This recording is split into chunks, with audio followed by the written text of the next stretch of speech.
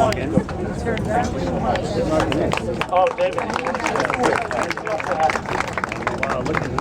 I just wanted to say thank you. What a great privilege it is to be with you guys tonight.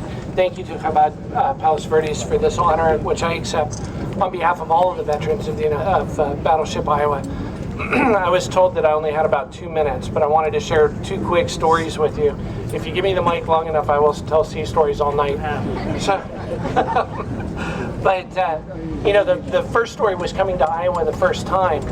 I wanted a battleship because I love the history and I wanted the connection to World War II in the past. And I was born and raised in California. I went to boot camp down in San Diego. There were 2 battleships in Long Beach.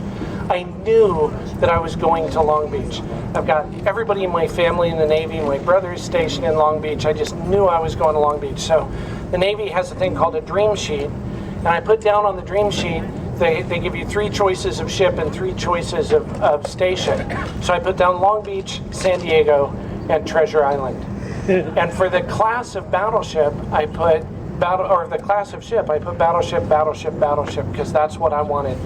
Now, little did I realize that the dream sheet is something that the Navy uses to ensure that they do not station you anywhere close to where you want to be. So when I got my orders, I looked, and I opened the first page. It said USS Iowa, BB-61, and I thought, wow, a battleship, a piece of history, I'm there.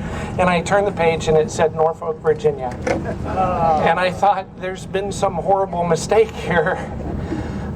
But I was assigned to the Iowa. I was assigned as a very young child. I was 17 years old when I got my orders to the Iowa. And I was on board for a number of times, through those 2 years, through a number of events. And one of those events, which was touched on before, was the explosion on April 19th. And one of the things I wanted to just chat briefly with you about tonight was what it means to come home. A lot of people ask me, gosh, you're working on a battleship today. What does that feel like? And I tell them it feels like coming home. Most of us have left home. You come back to your parents' place. It's not your house. You can't paint it. You can't rearrange the furniture. But you don't feel bad grabbing something out of the refrigerator and making yourself feel at home. That's very much what it feels like to come here. It feels like coming home. And one of the things that I was able to do in my role here in coming back to the Iowa is to invite other veterans to come home to this ship. And I've been able to do that over and over. And the one story that I want to tell you, and it relates to April 19th in the following way. All of us that were on board in the 1980s during that tragic event spent 20 plus years looking at this ship through the lens of that explosion. It was a tragic day. It was a terrible day. And a lot of our memories were colored by that tragedy. And I had the privilege, by working aboard here, bringing somebody back on board who was not on board in April 19th. He was aboard in April of 1944. And I'm the token veteran. People call, they want to come on board. They say, Dave, this guy wants to come on board. He wants to see his space. And I go, of course, no problem. I'd be happy to take them. They're not thinking this is a World War II veteran, and he wanted to go to the number 3 engine room.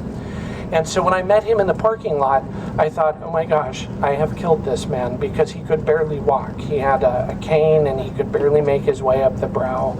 And he had his 2 sons with him, and he hobbled up the brow, and I thought, man, what am I going to do? He's traveled all the way out here, and I've got to get him into the very bowels of this ship. And as he stepped aboard the ship, he looked around, and he smelled the smells, and he saw the sights, and he stood up a little straighter, and he began to move a little better. And as we moved down the ladders, he stood up straighter, he moved better, he started talking to his sons more, and by the time we got down 7 decks into the engine room, he handed his cane to me and said, here, hold this. And he grabbed his son's hand, and he walked across the space and said, look at this workbench. I put this in 1944. And it was an amazing experience to me, and I was stuck with a couple things, and they're the things I want to leave you with tonight.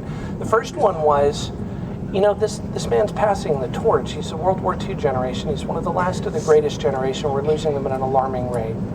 And he's telling his sons his story, and he's probably never coming back.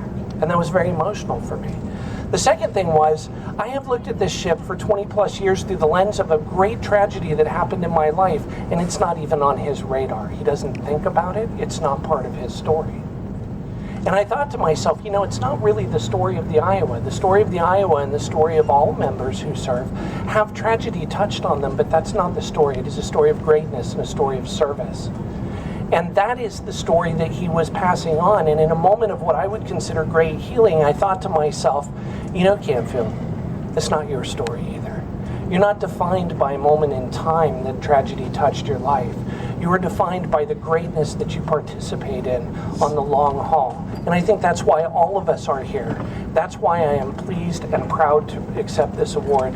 That's why I just want to say thank you so much to Chabad PV. You guys are part of the greatness of this nation. And I appreciate it very much. Thank you so much.